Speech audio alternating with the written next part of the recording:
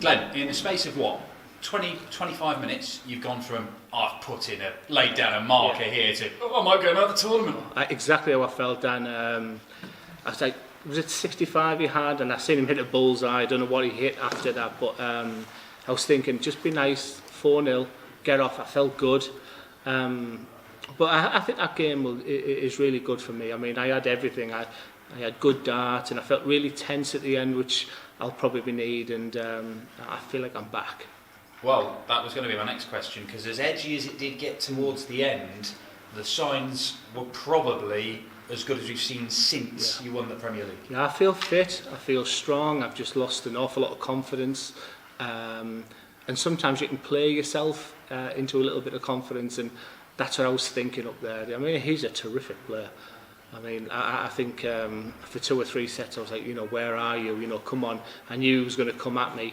But I did what I do best. At 62, I could hear Wayne Mardle, I could hear Mark Webster saying, this is what Glenn does best. And that double 16 to go in it's a big dart for me. After your opening game at the William Hill World Championship, you said, I'm missing something. I've got to do something. What have you done to get back to that? Do you know, there's a couple of people who are helping me. And one of them's one of the best snooker players in the world. My mental state against Diogo was terrible. And what's my strength? My strength is maybe a 3-dart finish on 62 with 3 each, and also I'm really good here. And I was weak, I was embarrassed, leaving darts in the board.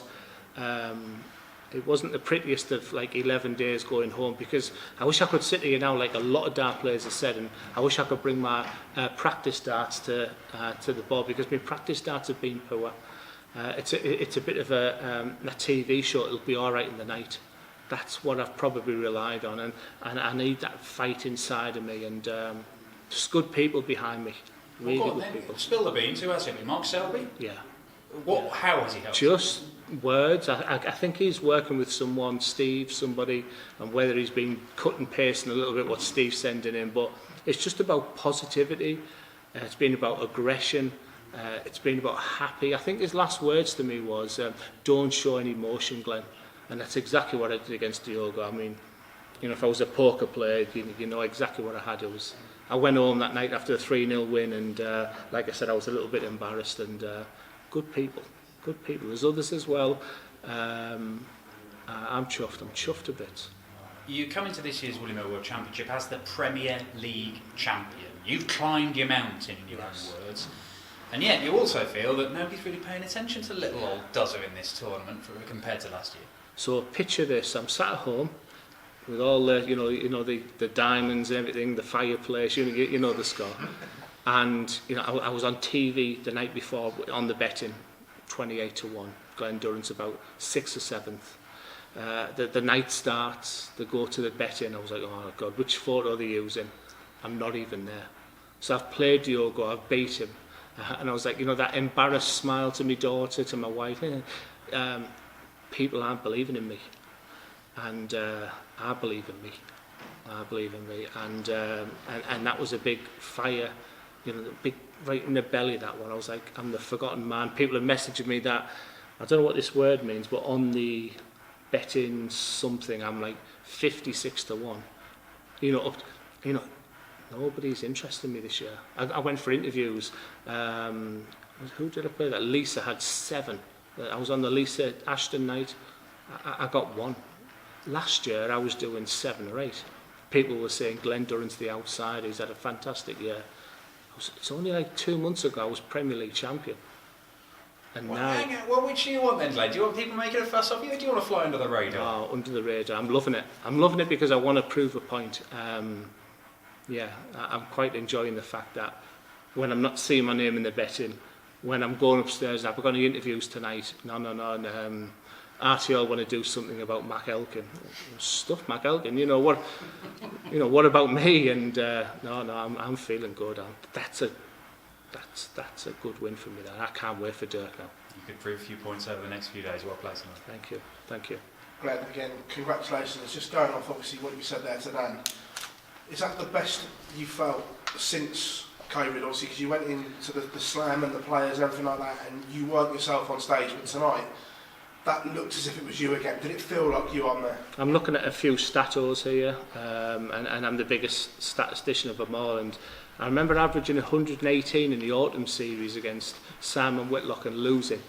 I was 4-0 up and lost the game, and I haven't threw a good dart since. I won the Premier League, and I didn't, you're beating Gary Anderson with an 87 average is not what you want. I felt okay against Nathan Aspinall, but you don't want to win Premier Leagues with an 87 and 92 average. I then get COVID quite quickly after that. I go to the Winter Series way too quick. I should have got that negative test and then went, I'm not coming to the Winter Series, Mac. I'll be there for the Grand Slam. I went there and I was losing to Daniel Larson, Jan Decker. I can beat them, but I wasn't ready. I wasn't fit. I was exhausted. That's the best I felt for 2 months. Was there ever a concern after the Diogo game as well, where you didn't play well, that perhaps you'd never get that feeling back again? Oh, mate, that's the best question. That's a great question. I was so scared. I was so scared that I've got 5 more years in the PDC, and I was thinking, hang on. It's great being in the top 16. I love Kim Hybrid's interview. You're mollycoddled when you're in the top 16 because you get an invite to the slams, the match plays, the UK Opens. I thought it was a great interview by him, and I was thinking, oh my God, is this it? I'm not 30-year-old like some of them where they're going to come back. I'm 50-year-old now. I'm thinking, is that it? This is the first time my form's gone. So I like that question, and tonight I proved to myself that I'm still here. I'm in the last 16 of the biggest competition in the world, and someone's going to have to play well to beat me. Speaking of that last 16, Dirk's a man that's very much coming to form, but he likes to get on with it. Do you think, again, that your pace has been talked around a lot tonight on social media? That's it. But do you think that's going to suit you more than it is him? I don't want to be slow. I'd love to come up, because sometimes I think my best start is when I'm playing quicker, because my timing's good. That's disappointing to hear that. I know that people focus on this pace. I play. I don't cheat. I don't do games. How I throw tonight is the way I threw in the BDO in 2017, 16, 15. I wish I was Michael Smith. I wish I could just fling them under my. But I am what I am. I've played Dirk about 4 or 5 times this year. And I like Dirk. I think he's a good guy, and I can't wait for that match. Last year, you said it would be a relief to win a PDC title, I think was your word. Now it's done. Would this just be the icing on the cake? And if you were to win this, would you ever consider retiring? Yeah.